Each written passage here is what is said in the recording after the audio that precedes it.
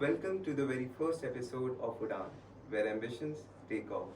I am Ayush and I am very thrilled to share with you the stories that inspire, challenge, and uplift. Through this podcast, we bring to you stories of the people who turn their dreams into reality. And our today's guest is the best example for the same. So, without any delay, please welcome Dr. Lakshmi Sharma ma'am for this podcast. So, ma'am, welcome to the podcast. Thank you. So before ये पूछना चाहूँगा कि बेटी foundation के बारे में अगर आप कुछ बता सकें कि ये कैसे लोगों की मदद करता है, कैसे ये वर्क करता है, कुछ बताना चाहें। आयुष 2016 में मिस्टर अनुज भाती जो कि बेटी फाउंडेशन के फाउंडर हैं, इन्होंने इसे स्टार्ट किया था।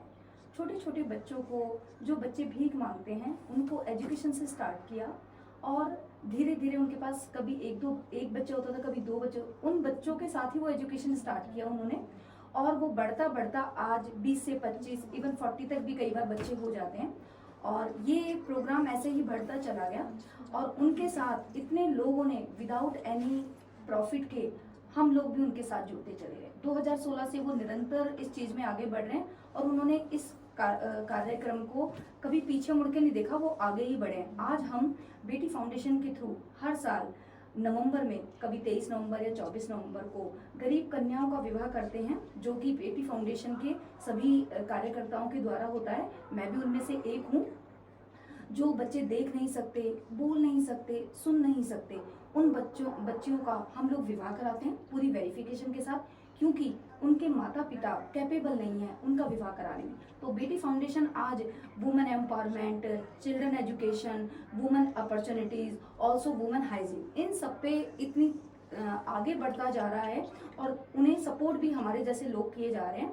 तो बेटी फाउंडेशन का जो मेन उद्देश्य है वो लड़कियों की सुरक्षा, women empowerment, women opportunities plus women hygiene, इन पे मेन ध्यान दिया जा रहा है। बट स्टार्टिंग में जो अनुज जी ने सिर्फ एजुकेशन पे स्टार्ट किया था इन्होंने। मैम, हम इन सब के बारे में जब सुनते हैं तो हम सब इंस्पायर होते हैं इस चीज़ से, पर इनके साथ जुड़ने का निर्णय बहुत कम लोग ले पाते हैं ना। आपने लिया तो उसके लिए बहुत बहुत तालियां आपके लिए। बट आपके लिए ये जर्नी कैसी रही है अब तक, एंड कुछ चैलेंजेस वगैरह अगर आपने फेस किए हो? आयुष, चैलेंजेस तो मेरे पास कुछ नहीं थे, क्योंकि ईश्वर की दया से मैं फैमिली से बहुत अच्छे सपोर्ट में हूँ। मेरा 16 साल का बेटा है, नाम जनन है, वो अभी 11th क्लास स्टैंडर्ड में है। और फैमिली से, मायके से, मैं आई बिलोंग टू राजस्थान, छोटे से शहर अलवर से हूँ। तो फैमिली से मैं काफ़ी सपोर्टिव हूँ, एजुकेटेड हूँ, तो शुरू से किसी चीज़ की कमी नहीं रही। लेकिन कॉलेज में तो मैं जब देखती थी कि छोटे छोटे बच्चे ना ट्यूशन नहीं आ पाते हैं, स्कूल नहीं जा पाते हैं, तो मैं अपने फादर को हमेशा कहती थी कि पापा ये बच्चे स्कूल नहीं जा पाते हैं। तो मेरे फादर मुझे समझाया, बेटा इनके पास ये कैपेबल नहीं होते हैं। जब मैं बड़ी हुई, कॉलेज में आई, उसके बाद हमारे भी प्रोजेक्ट होते थे, जैसे आजकल के कॉलेज के बच्चों के प्रोजेक्ट होते हैं, तो हमारे भी प्रोजेक्ट होते। तो हमने कॉलेज के दौरान ही मैंने कुछ गरीब बच्चों को, आई थिंक मैं 2002 की बात कर रही हूँ, जब मैं एमए कर रही थी, और उस टाइम पे कुछ गरीब बच्चों को मैंने अपने ही लेवल पे, मेरे पास किसी का सपोर्ट नहीं था, अपने ही लेवल पे घर में, जब मैं कॉलेज से फ्री हो जाती थी तो घर पे ही मम्मी और पापा की परमिशन से उन बच्चों को शिक्षा देती थी। फिर वो काम मेरा 2005 में मेरी शादी हो गई, तो वो काम वहाँ रुक गया। मुझे फिर 2-3 सालों में ऐसा लगा कि यार मैंने वो काम अधूरा छोड़ दिया था। और ऐसे ही मेरी शादी होके मैं दिल्ली में शिफ्ट हो गई हूँ। ऐसे ही मैं आईआईटी हौज खास में जा रही थी, तो वहाँ पे बहुत सारे बच्चे ना डेली बेसिस पे रेड लाइट्स पे, आप कार खड़ी करते हो, स्कूटर खड़ी करते हो, जैसे भी आप जा रहे होते हो, जैसे ही रेड लाइट होती है तो बच्चे भीख मांगने के लिए आ जाते हैं। तो वहाँ मैंने देखा कि बच्चे भीख मांग रहे हैं, छोटे छोटे बच्चे जिनके पास खाने के लिए पैसे नहीं होते हैं, लेडीजें जिन बच्चों को सिर्फ दूध पीना या कुछ होना, वो उन्हें गोदी में लेके उनके सहारे भीख मांग रही हैं। तो तब मुझे लगा कि मुझे यहाँ दोबारा कुछ करना चाहिए। जो कॉलेज वाली जर्नी मेरी अधूरी रह गई थी मेरी शादी होने की वजह से, तो मैंने इस जर्नी को दोबारा स्टार्ट करना चाहा। फिर मैंने अपने घर के पास ही पार्क है, मैं पश्चिम बिहार में रहती हूँ, घर के पास ही बहुत बड़ा पार्क है, वहाँ भी ऐसे जो हमारे यहाँ काम वालियाँ आती हैं, मेड्स आती हैं, उनके बच्चे पार्क में खेलते रहते हैं। मैं शाम को वॉक करने जाती थी, तो मैंने देखा 8-10 बच्चे डेली बेसिस पे आ रहे हैं। मैंने उन्हीं बच्चों से पूछा, बच्चों आप लोग स्कूल जाते हो? कुछ ने बोला हाँ, कुछ ने बोला ना।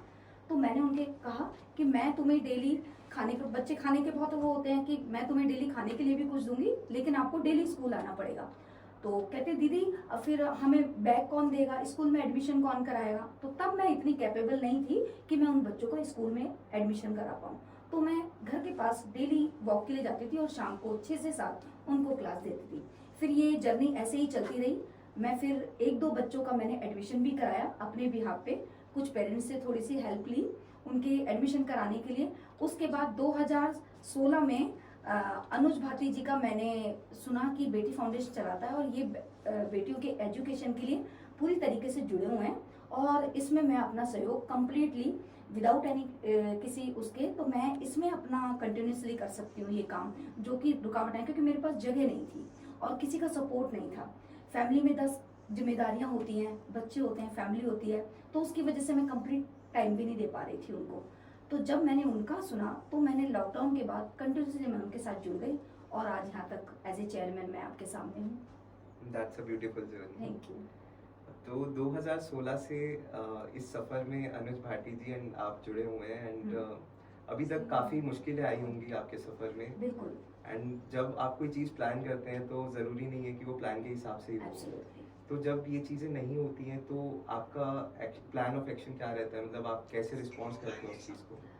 देखिए, हर काम में, ऐसे सोशल काम में जो कि विदाउट किसी लाभ के, बेनिफिट के हो, उसमें सबसे ज़्यादा चैलेंजेस आते हैं आयुष। लेकिन अगर एक लोग भी आपके साथ जुड़ जाता है ना, वो ईश्वर कहते हैं ना, एक रास्ता बंद होता है ना तो ईश्वर आपके आगे 10 दरवाजे खोल देता है। तो वही अनुज जी के साथ हुआ। मैं उनके साथ लॉकडाउन के बाद जुड़ी हूँ। उन्होंने मुझे कभी नहीं कहा कि मैम आपको कितना सपोर्ट करना है, क्या करना है। उनके साथ जो लोग और भी सदस्य हमारे हैं, जुड़े हुए हैं, मेंबर हैं, मुझसे भी और मेरे जैसे लोग जुड़े हैं, हमारे साथ दिक्कत ये आती है कि लोग ना इन्वेस्ट या सपोर्ट तो करते हैं लेकिन उसमें ना अमाउंट का जो है वो सपोर्ट नहीं कर पाते हैं। उसके लिए हमें बड़ी दिक्कत आती है कि हमारे पास बच्चों के बहुत ज़्यादा हैं, उनके लिए साधन कैसे हम इकट्ठा करें। आपके पास वही वाली बात होती है, 1 रुपया है लेकिन खर्चे आपके 10 रुपए हैं, तो वहाँ हमें थोड़े से चैलेंज आते हैं। दूसरा चैलेंज ये आते हैं, हमारा जो एजुकेशन का पॉइंट है वो बच्चे हैं जो भीख मांगते हैं। जो विवाह का कार्यक्रम है वो सिर्फ साल में 1 बार होता है और उसमें 4-6 महीने की तैयारी लगती है। लेकिन एजुकेशन में हमारे पास जो रुकावटें आती हैं कि बच्चे भेजना नहीं चाहते, उनका तो काम धंधा रुक जाता है, उनका तो वो रोजगार है ना, भीख मांगना है, पैसे आए, खाना आया, शाम का काम चल गया, नेक्स्ट डे देखेंगे। पेरेंट्स उनको भीख मांगने के लिए वो कर रहे हैं, अब हम उन्हें वहां से हटा रहे हैं लेकिन वो डेली बेसिस में हमें नहीं वो प्रोवाइड करा रहे हैं। यहाँ पे आसपास के जो सोशल है उनसे भी हमें बड़ी रुकावटें आई कि आप रोड पे नहीं चला सकते हैं मैडम ऐसी क्लासेस।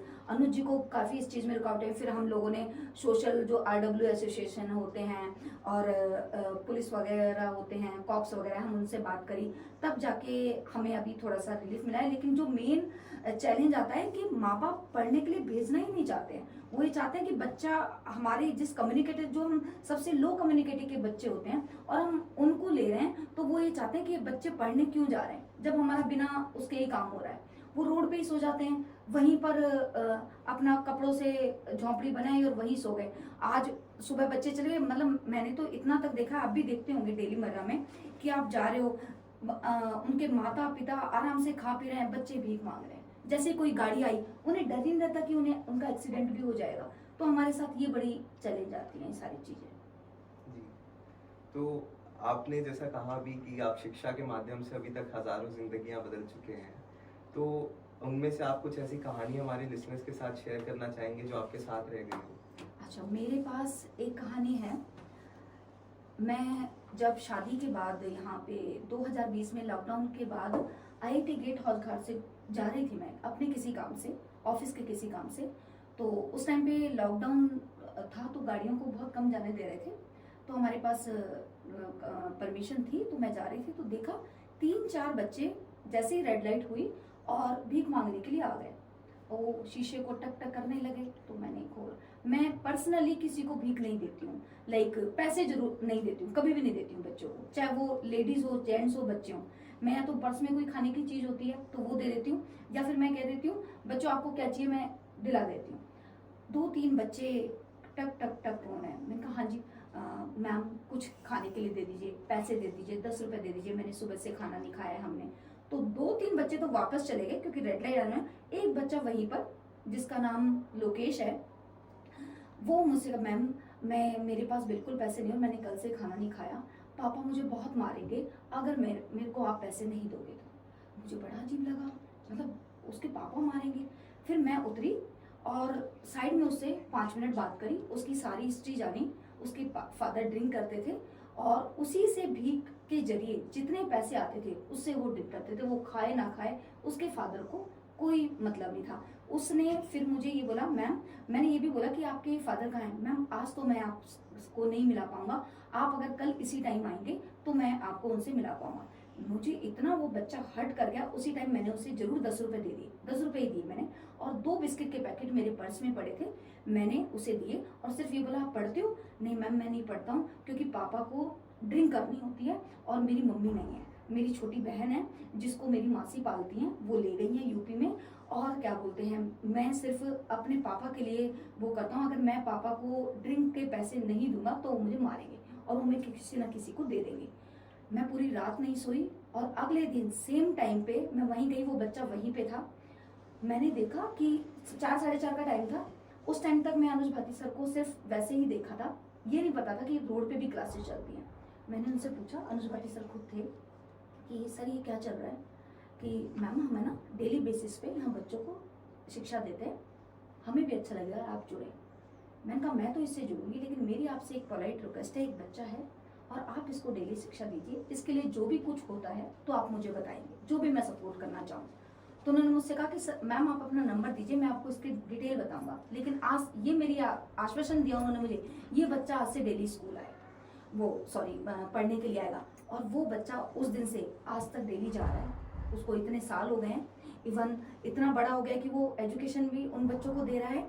लेकिन उस टाइम पे जो अनुज भाटी सर ने मुझे आश्वासन दिया ना कि ये बच्चा आज से यहीं पे आएगा, आप बेहिचक जाइए, और मैं इतनी आश्वासन होगी और मुझे इफेक्ट इतना हो कि दिल को जो शांति मिले ना कि यार लक्ष्मी तूने किसी के लिए कुछ किया, आज वो दुआएं देगा, कुछ भी है। क्योंकि जब आप पैसे के लिए करते हो ना तो मायने रखता है कि हमने मेहनत करी है तो हमें सैलरी मिल रही है, लेकिन जब आप किसी के लिए विदाउट प्रॉफिट करते हो ना तो इतनी शांति मिलती है, ये तो आप खुद ही जान सकते हैं। मतलब इतना सुकून मिलता है ना कि अपने लिए जिए तो क्या जिए, कभी दूसरों के लिए जी के देखो यार, वो दिन ही क्या होता है, वो जो आनंद आता है ना। मनुष्य सेवा अगर हम नहीं कर सकते ना तो मनुष्य कहने में हमें बड़ी शर्म आएगी। So this proves that when you throw a pebble into a lake, it creates a ripple effect, and so does the good deeds. Right. So एक आपका जो इनिशिएटिव है रन फॉर बेटी, अगर आप उसके बारे में कुछ बताना चाहें, कैसे वो स्टार्ट हुआ, क्या आपकी उसके पीछे मंशा थी? रन फॉर बेटी का ये है कि बेटियों के लिए हम उनकी एजुकेशन, उनकी एम्पावरमेंट प्लस उनका हाइजीन, आपको पता है हाइजीन का कितना वो चल रहा है, प्लस उनकी एम्पावरमेंट, ऑल्सो एजुकेशन। एजुकेशन सबसे ज्यादा मायने है बेटी फाउंडेशन के लिए। रन फॉर बेटी हो या कुछ हो, हम चाहते हैं कि हर बच्चा पढ़े, हर बच्चा, बेटियों की एजुकेशन तो रुकनी ही नहीं चाहिए। आज मैं अपना ही एग्जांपल देती हूँ, आज मैं MA PhD MSc IT with computer science, also LLB DLL, मतलब मेरे पास जो धन है ना, शिक्षा का धन सबसे बड़ा धन है। भले ही मेरे पास कितने पैसे हो, मैं अच्छी जॉब करती हूँ, घर से भी बहुत अच्छा सपोर्ट है, घर भी फैमिली भी बहुत अच्छी है, घर भी ईश्वर की दया से मेरे पास रोटी कपड़ा मकान सब है। आपने लॉकडाउन में देखा होगा लोगों के काम धंधे बंद हो गए थे, प्राइवेट जॉब वाले तो बेचारे घर बैठ गए थे, किराए देने के लिए उनके पास पैसे नहीं थे, और जो काम वाले आपके घरों में काम करने के लिए आते हैं, आपने हाइजीन की वजह से उन्हें बुलाया नहीं तो उनके पास तो रोटी थी नहीं। हम शुक्रिया अदा क्या कर रहे थे, हे भगवान आपने तो हमें रोटी भी दे रखी है, कपड़ा भी दे रखा है और रोजगार भी दे रखा है, हमें चाहे पूरी सैलरी नहीं मिली कुछ तो मिली। उन बच्चों का क्या होगा, मतलब मैंने वो सिचुएशन देखी, मैंने उनको खाना दिया था लॉकडाउन में और वो कहते थे मैडम आज तो आप खाना दे जाओगे, दूसरे दिन आप हम कहाँ से लाएंगे, आप एक टाइम का तो दे जाओगे, हमें तो काम के लिए मना किया हुआ है और अभी लॉकडाउन पता नहीं कब हटेगा। तो मैंने यही सोचा कि आज ये शिक्षित होते कि वर्क फ्रॉम होम, ऑनलाइन, कुछ भी, अगर आपके पास शिक्षा है ना तो आप कुछ भी कर सकते हो, दुनिया बदल सकते हो। हमारे पास देश में उदाहरण है नेताओं के, अटल बिहारी वाजपेयी, अब्दुल कलाम आजाद सर, अभी रिसेंटली हमने भारत के रत्न ही है वो रतन टाटा जी को खोया है, लेकिन आप उनके एक्सपीरियंस को देखिए, हम ये लोग हमारे आइडल मैन ही है, इनसे हम सीखते हैं। तो मैं कहती हूँ एजुकेशन सबको मिलनी चाहिए, चाहे वो गरीब हो अमीर हो, अगर आपके पास एजुकेशन है ना, आपको किसी के आगे हाथ फैलाने की जरूरत नहीं है। भीख क्यों मांगनी है, किस लिए मांगनी है? हमें लगता है कि बच्चों बहुत आसान होता है, जाके मांग लो पैसे आ जाएंगे। हम ही जानते हैं वो बच्चे किस सिचुएशन में होते हैं और आपके आगे हाथ फैलाते हैं। तो शिक्षा से बड़ा कुछ धन नहीं है। पैसे दोबारा आ जाएंगे, कमा लोगे, शिक्षा है तो सब कुछ है। और ये वो ज्ञान है जितना आप बांटोगे ना ये उतना बढ़ता है, कम नहीं होगा, उतना ही बढ़ेगा। Yes ma'am, that's a really good Yeah. Initiative. Ma'am, तो जैसे आपके इस प्रोजेक्ट को भी जैसे मीडिया अटेंशन मिली, मीडिया ने काफ़ी प्रशंसित किया इसको, जी। तो इससे आपके इनिशिएटिव को क्या लाभ होता है, क्या कैसे ये फर्क डालता है आपके काम पर? फर्क ये डालता है कि जो लोग अवेयर नहीं है, जो लोग थोड़ा बहुत कुछ करना भी चाहते हैं, जैसे अभी विवाह हो रहा है हमारा 24 नवंबर 2024 को, मैंने स्टेटस पे लगाया, सब लोग जानते हैं कि लक्ष्मी जी करती है काम। तो जो लोग जुड़ते भी नहीं है ना वो भी जुड़ना स्टार्ट हो जाते हैं। मीडिया का, मार्केटिंग का, आजकल तो डिजिटल मार्केटिंग का जमाना है। आपने इंस्टा पे एक पोस्ट किया, जो देखने वाला नहीं है वो भी देखेगा, भले ही स्क्रॉल करके देखे, ठीक है ना, क्रॉल, लेकिन 1 मिनट के 1 सेकंड के लिए तो रुकेगा वो कि क्या है।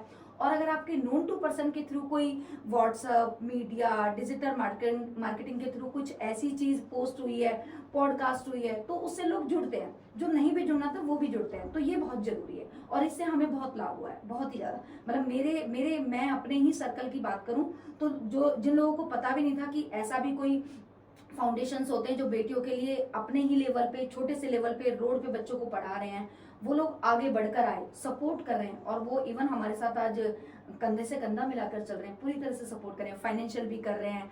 और भी लाइक बच्चों के लिए टेबल्स देना, उनके स्कूल की बुक्स होती हैं, पेंसिल हो गया। और इवन हम जब डेली क्लासेस लेते हैं आयुष, तो हम उन्हें खाना भी प्रोवाइड कराते हैं। कभी छोले पूरी कर दिया, कभी फ्रूट से रिलेटेड कर दिया। तो ये सब चीज आप और हम सब मिल जाते हैं ना, तो ये और आगे बढ़ जाता है और जो चैलेंजेस हैं वो खत्म होते नजर आते हैं कि चलो यार, आज हम 2 थे, आज 2 से 2000 हो गए। 2016 में अनुज जी की बहुत छोटी सी टीम थी, अकेले ने इन्होंने स्टार्ट किया था और आज देखो कहाँ पहुंच गए, यूएस से विदेश तक पहुंच गए हम लोग। सो मीडियाज अटेंशन। जी जी बिल्कुल, आजकल तो डिजिटल मार्केटिंग का जमाना है तो बहुत जरूरी है। जी। तो जैसा कि हम सब जानते हैं, इंडिया के लोगों से की जेबों से पैसा निकलवाना बहुत मुश्किल काम है, और डोनेशन के लिए पैसा निकलवाना जी। तो आपको क्या क्या मुश्किलों का सामना करना पड़ता है और आप कैसे ये डोनेशंस वगैरह एकत्रित करते हैं? और स्टार्टिंग में जैसे इनिशियली कोई जब आप पे यकीन नहीं करता है तो ये डोनेशंस कैसे इकट्ठी कर सकते हैं? इसका तो मैं एक ही एग्जांपल दूंगी कि मैं सिर्फ ये कहती हूँ, आप खुद जाएं और देखें कि अगर आपने 500 रुपए भी डोनेट किया है वो कहाँ यूज हो रहा है, उसका यूज कहाँ है। आप एक बार मना करोगे, लेकिन जब अपनी आंखों से देखोगे ना कि जो देख नहीं सकते, सुन नहीं सकते, बोल नहीं सकते, उन बच्चियों का विवाह हो रहा है, छतरपुर मंदिर में, मार्कंडे भवन में होता है, वहाँ लाखों हजारों लोग आते हैं। सारा जिस तरह से हमारे घरों में विवाह होते हैं, हल्दी, मेहंदी, विदाई, बारात, एवरीथिंग, तो वहां लोगों ने अगर लाखों रुपए भी दिए ना तो उन्हें पता चल जाएगा कि आपका पैसा सही जगह यूज हुआ है। देखो आज हमारे सोसाइटी में फाउंडेशंस ऐसे भी बने हैं जो कि प्रॉफिट के लिए हैं। आपको से पैसे तो ले लिए जाते हैं लेकिन पता नहीं है वो कहाँ यूज हो रहा है। लेकिन बेटी फाउंडेशन है, मैं एक कहना आश्वासन पूरा देती हूँ कि अगर उसमें आपने 100 रुपए, 500 रुपए अपनी तरफ से कुछ भी दिया है ना, आप उसको अपने जीवन प्रक्रिया में, निरंतर जीवन चलने वाले में एक दिन भी निकाल के देखिएगा कि हमने जो आपसे पैसे लिए वो बच्चों के एजुकेशन में, उनके डेवलपमेंट में, वुमन एम्पावरमेंट में यूज नहीं हो रहा हो तो फिर वो बात है, आपको प्रूव करना पड़ता है। और प्रूव अपने कामों से करिए, आप सिर्फ मांगोगे। एग्जाम्पल फॉर, मैंने आपको कहा आयुष आप मुझे बेटी फाउंडेशन के लिए प्लीज डोनेट करिए, आपने अपनी तरफ से 1100, 2100, 11,000 जो भी करे, लेकिन आपके दिमाग में जरूर आएगा जब तक आपको पता नहीं चलेगा। जो अभी मीडिया मार्केटिंग, डिजिटल मार्केटिंग की बात कर रहे थे, वो यही है कि आपको पता चला कि वो पैसे कहाँ से हो रहे, कितनी झूठी वीडियोस बना लेंगे, जगह पहचानते हैं, लोगों को पहचानते हैं। आप देखेंगे लक्ष्मी मैडम अपने हाथों से बच्चों का कन्यादान कर रही हैं, अपने खुद वो शिक्षा दे रही हैं डेली हौज खास IIT रोड पर, तो पता चलेगा। तो ये वाले जो चैलेंजेस खत्म हो जाते हैं और लोगों को ट्रस्ट हो जाता है। जो लोग ट्रस्ट नहीं करते वो उनसे जुड़ना ही नहीं चाहते, चल ठीक है यार उसने 1100 रुपए चलो दे दो, कभी अंदर आने की कोशिश ही नहीं करी। लेकिन अगर आप दिल से करोगे और आप उसमें थोड़ा सा भी इंटरेस्ट दिखाओगे, इंटरेस्ट दिखाना है सामने वाले पर्सन को समझाना भी होता है। मैं भी किसी से डोनेशन के लिए, विवाह के लिए मैंने लोगों को बोला तो कुछ को समझाने की जरूरत पड़ी, तो आपको समझाना भी ऐसे है कि उन्हें पता चले वो कुछ भी 1 रुपया भी आपके लिए दे रहे हैं सेवा भावना के लिए, बच्चों के विकास के लिए, तो उसका यूज होना चाहिए। उन्हें 1% भी ये ना लगे कि इसका कोई निजी, पर्सनली, प्राइवेटली कोई यूज हो रहा है। So through transparency and communication, that really helps, right? Transparency तो वैसे भी मनी से रिलेटेड चीजों में, अकाउंटेंसी रिलेटेड चीजों में आयुष, अगर ट्रांसपेरेंसी नहीं है ना तो कुछ भी नहीं है। आपको लिस्ट दी जाती है हमारे यहाँ, बच्चों का खाने का कितना है, अगर शादियां हो रही हैं ये किसने दिया, गद्दे कौन दे रहा है, उसका अमाउंट कितना है। एक नॉर्मल सी भी शादी करते हैं हम तो आराम से 10-12 लाख रुपए तो आज नॉर्मल शादी में हो जाता है, जो कोई मायने नहीं रखता। और हम इससे इस अमाउंट को सब लोगों से इकट्ठा करके सबके लिए लाके, आप देखेंगे जब भी अगर मैं चाहूंगी 24 नवंबर 2024 को आप आइएगा, 21 के 21 आपके मंडप बने होते हैं। हर सामान, लाइक अगर किसी को एक साड़ी भी दी जा रही है तो 21 बालिकाओं को दी जाएगी, सेम सबको दिया है। तो ये सब अरेंजमेंट करना, ये सब लाना, तो ट्रांसपेरेंसी बहुत जरूरी है। हमने आपसे लाखों रुपए लिए या हजारों रुपए लिए, आपको एक एक चीज का हिसाब हम लोग दे सकते हैं। टीम है हमारी पूरी, इस चीज की मैनेजमेंट पूरा बना हुआ है, अकाउंट्स की, कहाँ से पैसा आ रहा है, कहाँ जा रहा है, कहाँ प्रयोग हो रहा है, आगे भविष्य के लिए क्या किया जा रहा है, उसको हम कैसे और आगे बढ़ा सकते हैं। तो ट्रांसपेरेंसी तो होनी बहुत जरूरी है, मैनेजमेंट और ट्रांसपेरेंसी। आपका मैनेजमेंट जितना स्ट्रांग होगा, ट्रांसपेरेंसी उतनी ही ज्यादा होगी। तो मैम आजकल हम देखते हैं कि आजकल की जो जनरेशन है उसका झुकाव थोड़ा सोशल अवेयरनेस की तरफ थोड़ा ज़्यादा है। तो अगर कोई बच्चा या कोई बालिका अगर एक सोशल एंटरप्राइज स्टार्ट करना चाहता हो तो what would be the road map for the same? उसके लिए तो जब तक वो खुद नहीं जानेगा ना, खुद उसे करनी पड़ेगी, अकेले करनी पड़ेगी। स्टार्ट तो उसे खुद से ही करना पड़ेगा। आज मैं एग्जांपल आपका लेती हूँ, अगर आप सोचे कि मुझे यार सोशल में कुछ करना है, तो आप सबसे पहले अपने एरिया के आसपास जाइए कि कहाँ पे आप किसी को सपोर्ट कर सकते हैं, वो एजुकेशन हो, फाइनेंशियल हो, जॉब हो। मैं तो ये समझती हूँ किसी को 2000 रुपए की मदद करने से बेटर है ना उसको जॉब दिला दो, अगर वो कैपेबल है। एजुकेट नहीं, इतने नहीं होते हैं, आप उसके लेवल की जॉब दिला दो। लेबर लाइन है, लेबर की जॉब है। आप आज उसको 2000-4000 रुपए दे दोगे ना आयुष, उसका दिन चल जाएगा या उसकी वो जरूरत पूरी हो जाएगी, उसका राशन आ जाएगा आज, ठीक है। लेकिन अगर आज आपने अगर उसे जॉब दिला दी ना, उसकी जिंदगी संवर जाएगी। तो आप पहले अपने आसपास के सोसाइटी को देखो कि वो कितनी डेवलप है। आप ये कहो कि मैं तो बेटी फाउंडेशन के थ्रू, वो बहुत अच्छी बात है। आप हौज खास नहीं जाओगे, पहले हमें अपने एरिया के, वो कहते हैं ना, पहले अपने घर की गंदगी को साफ करो, उसके बाद रोड पे सफाई अभियान स्टार्ट करो। तो पहले घर के आसपास से आप स्टार्ट करो। आप चारों तरफ जाते हैं, सोशल होना चाहते हैं, आपके आसपास स्लम एरियाज हैं, वहां जाइए। आपको लगे कि मैं किसी एक छोटे से बच्चे को भी उठा के, एक बच्चे का भार, जरूरी थोड़ी ना 4 बच्चों को लेना है, 20 बच्चों को लेना है, उसको भी अगर एक शिक्षा करा सकूं, उसके पास अगर स्कूल जा रहा है तो उसके पास उसके साधन नहीं है, वो साधनों को छोटे से छोटे जरिया लो, एक फीस ले लो, हर महीने की फीस दे सको आप। एमसीडी स्कूल में बहुत कम फीस होती है, या फिर एजुकेशन लाइक बुक्स दे दी, बैग दे दिया, आप उनके ड्रेस प्रोवाइड करा दी, साल में 2 बार ड्रेस लगती है, एक विंटर की एक समर की, आपने वो प्रोवाइड करा दी। आप स्टार्टिंग करिए, आपका अपने आप ही डेवलपमेंट होता जाएगा। लेकिन मैं कहना चाहूंगी सबसे पहले अपने एरिया को देखिए। हम दिल्ली में बैठे हैं और मैं यूपी के बच्चों को वो कर रही हूँ, तो आप अपने वहां देखिए ना, पहले वहीं से आगे चलिए, आप यूपी से भी ऑटोमेटिकली जुड़ जाएंगे। तो छोटे से स्टार्ट करिए। तो मैं तो ये कहूंगी जरिया मेन यही है।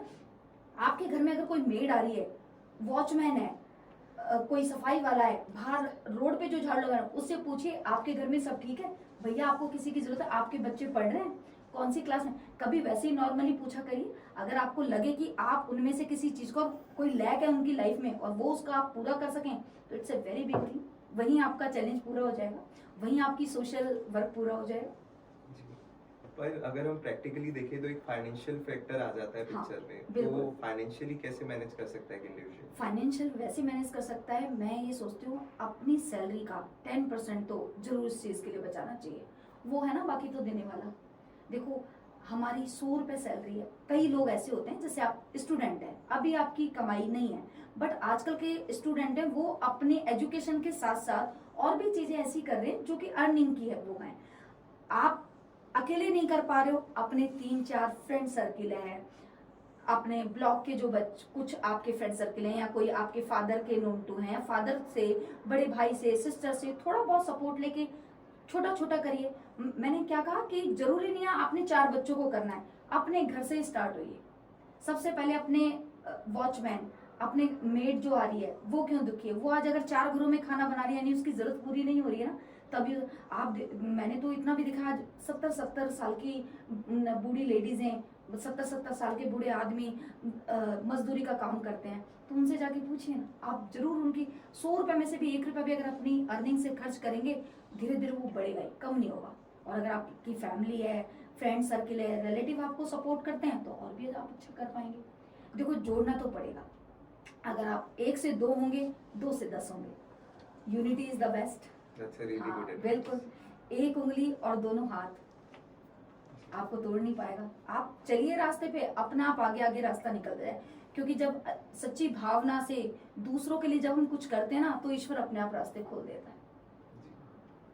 तो जैसा कि हम जानते हैं आपने यूएस में भी अपना एक्सपेंशन किया था। जी जी। तो उसके लिए आपको क्या क्या मुश्किलों का सामना करना पड़ा और आपका ग्लोबली क्या विजन है, वो अगर आप हमारे लिसनर्स को बताना चाहें तो। ग्लोबली विजन तो हमारा यही है कि एजुकेशन, गर्ल्स अपॉर्चुनिटी और women empowerment plus women hygiene. लेकिन जो हमें चैलेंज करना पड़ा कि हमें उन्हें प्रूव करना पड़ता है पूरा आपको कि आप 2016 से अनुसार इससे जुड़े हुए हैं, कि आपने वहां से लेके यहाँ तक की जर्नी को कैसे किया और आपका आगे किस तरह से सोसाइटी को, कंट्री को क्या बेनिफिट्स होंगे। मैं आपके साथ जुड़ना चाह रही हूँ, तो आप ये देखेंगे कि मैम, लक्ष्मी मैम हमारे लिए कुछ करें, लेकिन इससे सोसाइटी को भी बहुत बड़ा फायदा है। आप उस छोटे बहुत निचले हिस्से के बच्चों को, बहुत बिल्कुल डाउन वाले बच्चों को स्लम एरिया से उठा के उनको एजुकेशन दे रहे हैं, जो कि हर एक का काम नहीं है। कितने सारे हमारे यहाँ संस्था, गवर्नमेंट संस्थाएं, प्राइवेट सेक्टर कितने सारे चल रहे हैं, लेकिन फिर भी वो कामयाब नहीं हो रहे हैं। वो क्यों नहीं हो रहे हैं? क्योंकि वो कहीं ना कहीं रुकावटें आ जाती हैं। जब आप इस चीज को कंटिन्यूसली और पूरे सपोर्ट के साथ करते हैं, तो देश का विदेश भी आपके साथ हो जाता है। आज जो यूएस में हमें सपोर्ट मिल रहा है, वो इसलिए क्योंकि अनुज जी ने 2016 से अब तक कभी पीछे मुड़ के नहीं देखा। उनके पास इतना आया तो इतने में उन्होंने कर लिया, और इतना आया तो इतने में उन्होंने कर लिया। आज वो 21 कन्याओं का विवाह करा रहे हैं, डेली बच्चों की एजुकेशन को प्रोवाइड करा रहे हैं, भले हम सब उनके साथ हैं। इसलिए उन्होंने जो यूएस का जो प्रोविजन किया है, उसके साथ जितने भी चैलेंजेस हैं उनको हमने पूरा किया है। हम उन पे खरा उतरे हैं अपने बेटी फाउंडेशन के कार्यक्रमों से, और जो जो भी हमने कार्यक्रम चलाया है, बेटी लीग प्रीमियम चलाया हुआ है, बेटी एजुकेशन चलाया हुआ है, सामूहिक विवाह चलाया हुआ है जो कि 21 कन्याओं का होता है। तो ये सारे प्रोग्राम हमने करे हैं, प्रैक्टिकली उन्हें दिखाया है, और यूएस में हमने पूरा प्रेजेंटेशन इस तरह से किया है कि आज वो हमारे लिए जुड़े हुए हैं और हमें सपोर्ट कर रहे हैं कम्प्लीटली। That's wonderful. So, जैसे कि आपने बताया आप काफ़ी इनिशिएटिव्स चलाते हैं, तो आपका फ्यूचर विजन क्या है इन इनिशिएटिव्स के साथ, और आप कौन से नए इनिशिएटिव शुरू करना चाहते हैं? मेन बेटी फाउंडेशन का बेटियों के लिए ही है, मेन है जो एजुकेशन। क्योंकि मैंने आपको आयुष अभी थोड़ी देर पहले भी बोला कि एजुकेशन से बड़ा कोई धन नहीं है। आप एक बच्चे को पढ़ाओ और 1 से 1,000 को पढ़ाओ, इससे बड़ा कोई धन नहीं है। आप एजुकेशन पे ही हमारा फोकस है। हम चाहते हैं कि देश का एक भी बच्चा, अगर हम जिस शहर में रह रहे हैं ना, कम से कम उस शहर को ही अगर हमने कवर कर लिया ना, तो यही बेटी फाउंडेशन का सबसे बड़ा पर्पस सॉल्व हो जाएगा। अगर हमने दिल्ली को ही कवर कर लिया तो यही बहुत बड़ी बात है। मैम, जैसा कि आपने यूएस और इंडिया में एक डिफरेंस ड्रॉ किया, तो मेजर उनकी और हमारी सोसाइटीज में आपको क्या डिफरेंस दिखता है? डिफरेंस जो दिखता है ना, वो ये है कि इंडिया में लोग सपोर्ट बहुत कम करते हैं। इंडिया में आप कोई एक इनिशिएटिव लेते हो ना, तो पहले आपको सबसे ज्यादा जो ना करने वाले लोग हैं ना, वो आपके साथ सबसे पहले आएंगे। और वहीं अगर आप बाहर की कंट्रीज में जाएंगे ना, वो इसका अपोजिट है। वहां आप कुछ भी करेंगे ना, लोग आपको सपोर्ट करेंगे। इंडिया में क्वेश्चन ज्यादा पूछते हैं, सॉल्यूशन कम है। लोग सॉल्यूशन, आप यूएस में चले जाइए, सॉल्यूशन ज्यादा है, क्वेश्चन कम है। यानी प्रॉब्लम को सॉल्व करें, ना कि प्रॉब्लम्स क्रिएट करें।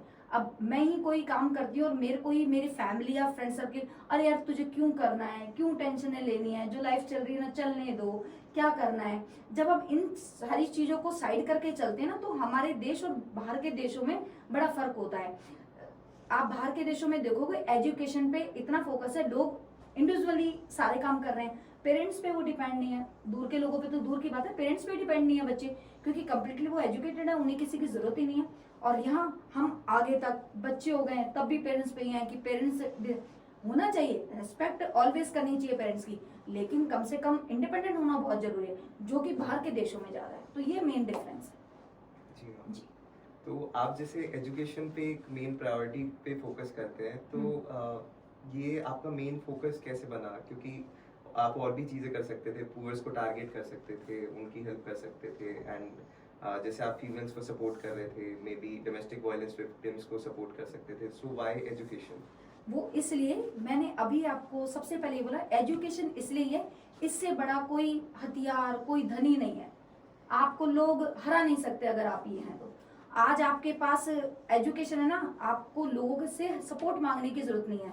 वॉयलेंस हो गया, वुमेन्स का हो गया, पुअर का, आपने जैसे बोला गरीब है, मैं गरीब हूँ, आज आप मुझे खाना खिला दोगे, मेरे लिए कपड़े भी ला दोगे, दूसरे दिन मैं क्या करूंगी, 2 महीने बाद मैं क्या करूंगी, कहाँ जाऊंगी, दोबारा भीख मांगूंगी या दोबारा आपके आगे आऊंगी, यार मुझे हेल्प करो, सपोर्ट करो। एग्जाम हम अपनी फ्रेंड्स का ही, हमारा फ्रेंड कहता है यार 200 रुपए देना, 300 रुपए देना, वो कंटिन्यूस की हैबिट बन जाती है। घर में कई बच्चे भी ऐसे होते हैं कि भाइयों पे ही डिपेंड है। लेकिन अगर आप एजुकेटेड हो, कॉन्फिडेंट हो, तो आप दुनिया का भला करिए ना, उसके जरिए खुद भी शिक्षित होइए और दूसरों को भी शिक्षित कराइए। शिक्षित होंगे तो आपको किसी पे डिपेंड रहने की जरूरत नहीं है। पुअर के लिए आप एक दिन काम आओगे, दूसरे दिन क्या करोगे? आज आप एक बच्चे को एजुकेशन दे रहे हैं ना, वो बच्चा आगे देश का विकास करेगा, देश के विकास में उसका नाम जुड़ जाएगा। स्कूल जा रहा है, फिर वो कॉलेज जाएगा, आपका काम है वो ज्योति जलाना। ज्योति तो जलेगी तो अपने आप ही रोशनी बिखेरेगी। जी। तो जैसे आप एक मीडियम भी चलाते हैं, सोशल वॉलेंटियर्स और सोशल इंटर्न्स का, तो कहीं आप किसी ऐसे सोशल वॉलेंटियर से मिले हों जिसने आप पे कुछ इम्पैक्ट छोड़ा हो, या फिर जिसका एक पॉइंट ऑफ व्यू काफ़ी अलग आपको लगा हो, जो आप हमारे व्यूअर्स के साथ शेयर करना चाहें? नहीं, ऐसा तो कुछ नहीं है, बल्कि इवन आप जैसे बच्चे, कॉलेज के स्टूडेंट, हमारे जो डेली हमारी क्लासेस चलती हैं उनमें इनिशिएटिव लेते हैं, वो पढ़ाने आते हैं हमारे बच्चों को डेली और बड़े इंटरेस्ट के साथ पढ़ाते हैं। तो ये हमें बड़ा अच्छा लगता है कि वो इन बच्चों को देख के अपने बिजी टाइम से, अगर 1 घंटा 3 to 5 चलती हैं वो क्लासेस, और वो एवरीडे आते हैं। जी।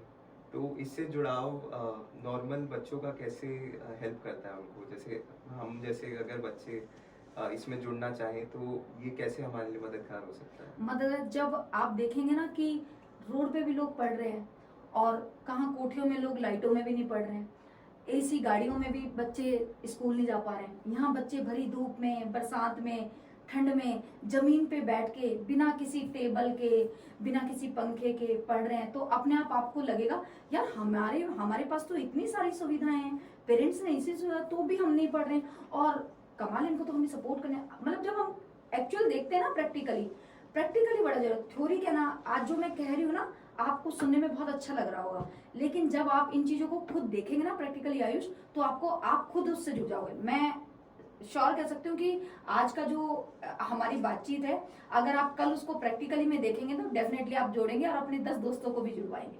Sure ma'am, I will contribute to that. Ma'am, जैसे आप काफ़ी टाइम से इस सफ़र में जुड़ी हुई हैं, थ्रू ऑल दैट प्रॉब्लम्स आपने कुछ ना कुछ सीखा होगा, तो आप हमारे व्यूअर्स को अगर उससे कुछ एक एडवाइस है, एक सजेशन देना चाहें तो? मैं तो सबको ये कहना चाहती हूँ कि जैसे मैं जुड़ी हूँ, सब लोगों को जुड़ना चाहिए। अगर हमारे थोड़े से कुछ करने से किसी का विकास हो सकता है, किसी को पढ़ा सकते हैं, शिक्षित कर सकते हैं, तो मुझे नहीं लगता इससे बड़ी कोई सेवा है। जैसे कि बेटी फाउंडेशन 21 कन्याओं का विवाह कराता है, हर साल सामूहिक विवाह संपन्न कराता है। अगर कहते हैं ना कन्यादान महादान, अपनी बेटियों का करते हैं, तो इससे बड़ा कोई दान नहीं है। आप लोग जुड़िए, और चाहे आप अकेले जुड़ेंगे ना, आपको देख के मैं गारंटी देती हूँ उस दिन इतनी शांति मिलेगी, इतना आनंद आता है, जो बिना लाभ के, सेवा के हमें जो आनंद मिलता है ना, वो कहीं नहीं मिलता। मैं बिना प्रॉफिट के जब बच्चों को ट्यूशन पढ़ाती हूँ ना, तो शाम को जाके चैन की नींद सोती हूँ। क्या यार, मुझे खुशी होती है कि यार मेरे कुछ करने से उस बच्चे का इतना सा विकास हो जाएगा। तो मुझे लगता है सबको जुड़ना चाहिए। और आज की युवा के लिए मेरा यही है, बच्चे जो कॉलेज जा रहे हैं, जॉब कर रहे हैं, उसमें से अगर आधा 1 घंटा भले ही आप पैसे से सपोर्ट ना कर सकें, तो जैसे हमारे बच्चे आते हैं, कॉलेज के बच्चे आपके जैसे फ्री ऑफ कॉस्ट पढ़ाते हैं, तो यही सपोर्ट करेंगे तो यही बहुत बड़ी बात है। मेरा तो युवाओं से और देशवासियों से यही है कि अपना थोड़ा सा भी सपोर्ट करेंगे तो इन बच्चों को, इन नन्हे पैरों को, इन गुड़ियाओं को, इन कन्याओं को भविष्य उनका विकास होगा, इनका विकास होगा। सपोर्ट करेंगे हम इनको। Thank you. मैम, जैसे आप इन बच्चों की मदद करते हैं जो अंडर प्रिविलेज्ड हैं, जी। तो वो भी आपसे कुछ सीखते होंगे एंड क्या वो आगे इसको फॉलो करते हैं, आगे लोगों की मदद करते हैं इन चीज़ों में जब एक मुकाम हासिल कर ले वो? हाँ, बिल्कुल मदद करते हैं। जैसे आज जो संख्या बढ़ गई है बच्चों की, पहले 2, 4, 5, 6 होते थे, आज वो आसपास के ब्लॉक के दूसरे बच्चों को भी कहते हैं कि वहाँ डेली क्लासेस चल रही हैं, वहाँ आओ तुम। एक दिन आते हैं, कई बच्चे एक बार में नहीं आते, फिर हमें पता चलता है कि बच्चे बताते हैं मैम वहाँ पे ना बच्चे हैं लेकिन वो ना आना नहीं चाहते, उनके पेरेंट्स नहीं भेज रहे हैं, कोई और भी रीजन है। तो हम उनके पास जाते हैं और वो खुद भी खिंच के आते हैं कि उन्हें एक जरिया मिल गया ना। उन्हें तो क्या चाहिए कि थोड़ी सी किसी भी एक, वो कहते हैं ना, मुसीबतों में एक जरा सी लौ भी आशा की आ जाती है ना, तो वो लगता है यार अब रास्ता निकल जाएगा, यार अब रास्ता निकल जाएगा। तो उन बच्चों को क्या चाहिए, जरा सी चिंगारी जली हुई है, अपन को उसमें लौ लगानी है, अपन ने पहुंच के उनका सपोर्ट कर दिया, ये बहुत सब बड़ी बात है। और उन्हें क्या चाहिए।